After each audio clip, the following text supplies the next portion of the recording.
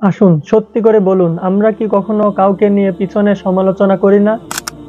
বন্ধুদের সাথে আড্ডা, সোশ্যাল মিডিয়া, হাসি মজার ছলে হলেও আমরা অনেক সময় বলে ফেলি এমন কথা যা অন্য কেউ জানলে কষ্ট পেত। হ্যাঁ, এটাই গীবত।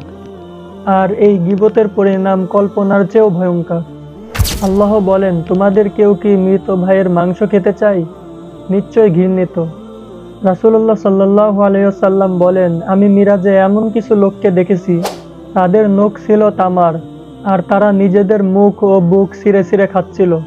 জিবরাইল আলাইহিস সালাম বললেন, এরা গীবতকারী। একজন মুসলিমের উচিত ভাইদের সম্মান রক্ষা করা।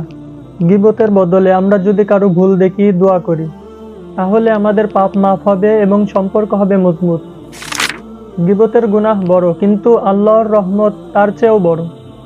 আসুন আমরা ফিরে আসি তওবার পথে, কারো বদনাম নয়, বরং নিজের চরিত্র ঠিক করি। আজ যদি আমি কারোর পিছনে কথা বলি, কাল আমি নিজেই তার সামনে লজ্জিত হব। যখন আমরা গীবতের পরিবর্তে দোয়া করব, তখন উম্মাহ হবে ঐক্যবদ্ধ, হৃদয় হবে পরিশুদ্ধ। আসুন নিজেকে গীবত থেকে হেফাজত করি, যেন কিয়ামতের দিন জবাব দিতে না হয়। ভিডিওটি ভালো লাগলে অবশ্যই লাইক, কমেন্ট এবং শেয়ার করবেন। দেখা হচ্ছে নতুন কোনো ভিডিওতে। ততদিন সুস্থ থাকুন, ভালো থাকুন। আসসালামু আলাইকুম।